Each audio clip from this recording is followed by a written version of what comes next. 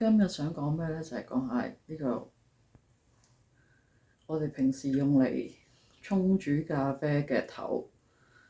咁我哋平時有啲咩可以加落去咧？咁就有呢個布粉器。將你磨完嘅豆之後，我哋就用布粉器吸住佢，佢嘅重量同埋個蝦紋就會幫你補咗個粉咧。你見到呢度咧有啲細蝦紋，佢就會 keep 住有個蝦紋喺你壓嘅粉度，等到佢啲水流落啲蝦紋度，再根據壓力咧流出嚟嘅。咁除咗呢個之外，我哋仲有一個 tamper。咁我哋點樣揸住呢個 tamper 用咧？咁其實就係兩隻手指喺度，跟住壓實佢；三隻手指喺度，跟住兩隻手指喺度撳住佢。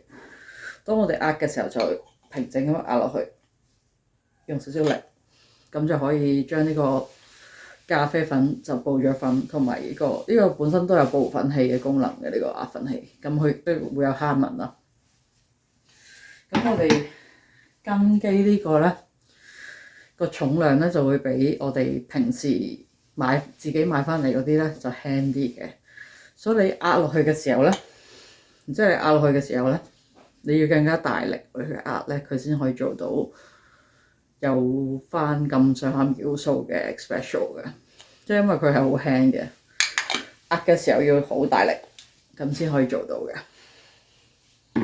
咁有咩可以幫助我哋壓粉咧？就係呢個箭啦。咁你可以擺個 tamper 喺度咁樣。當你擺一個嘅時候咧，你就要咁樣揸住個杯咁樣壓落去，咁你先唔會做整親自己嘅。你個角度咧就要擺落去，跟住呢度夾住90度壓落去，壓實先得嘅。而呢啲布粉器咧，亦都幫咗你有個重量，令到你唔使壓得咁大力啦。即係佢本身係好重嘅一嚿鐵嚟嘅。跟住我哋呢個都會重新過呢個啦。咁我哋就咁樣，又係兩隻手指，跟住三隻手指咁樣擺落去。壓嘅時候兩隻手指加力，三隻手指喺呢度撳住佢。